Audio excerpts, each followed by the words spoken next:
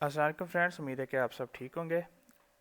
आज हमारा ICT A to Z beginner series का लेक्चर है, जिसके अंदर मैं ICT 22 मॉड्यूल की एग्जांपल सिखाऊंगा, आपको दिखाऊंगा कोड के ऊपर।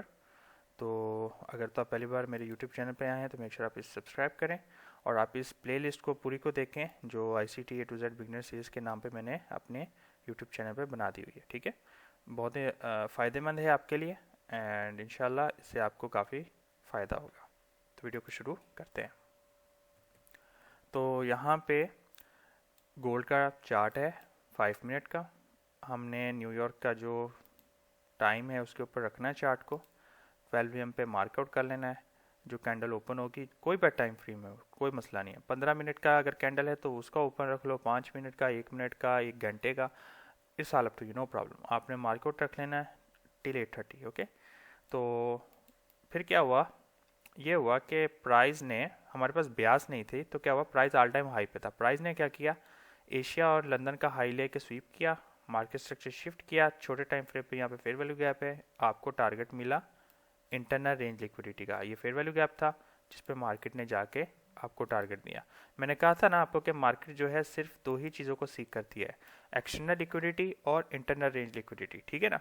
तो फिर क्या हुआ कि जब मार्केट ने एक्सटर्नल लिक्विडिटी ले ली जो स्विंग पॉइंट है, उसके बाद फिर इंटरनल रेंज की तरफ आएगी। ठीक है, ये आपने खुद करना है, मैं आपको आइडिया बता रहा हूँ कि ऐसे ऐसे सेटअप बनते हैं, आपको देखने को मिलेंगे। सही है, आपको देखने को मिलेगा कि प्राइस अगर बीरिश है, पहले कंसोलिडेट रही, आपके जो ओपनिंग पॉइंट है वहाँ पे टच करती रही, जाती रही, टच करती रही, जाती रही, आपको इंड्यूस करती रही, यहाँ पे देख रहे हो। उसके बाद क्या हुआ, एक मैनिपुलेशन मूव दी, लोगों को ब्रेकआउट लगा कि जी ब्रेकआउट हो गया, या रेजिस्टेंस ही, मार्केट ऊपर जा रही है। उसके बाद फिर मार्केट ने हमें ये रिएक्शन नीचे की तरफ दिया। ठीक है, उस दिन के लिए। ठीक है, और फिर कंसोलिडेट हो गई और अभी तक चल रही है। पीछे चलते हैं तो यहाँ पे आप देखें कि प्राइस ओपन हुई है, हमने मार्क किया है, प्राइस बार बार इस एरिया को टच करती रही है, ऊपर गई है।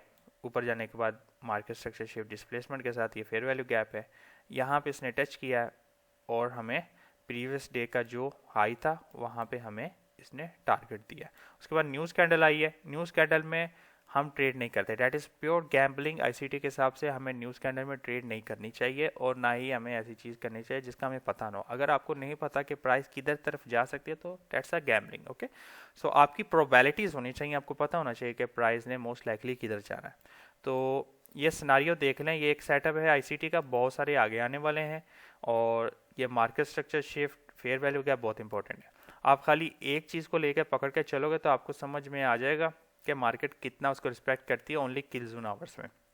आप खाली किल जोन आवर्स में देख लो तो आप एक फेयर वैल्यू गैप को ही खाली ट्रेड करो तो आपको पता लग जाएगा कि हम कितना जो है उस पर पैसा कमा सकते हैं।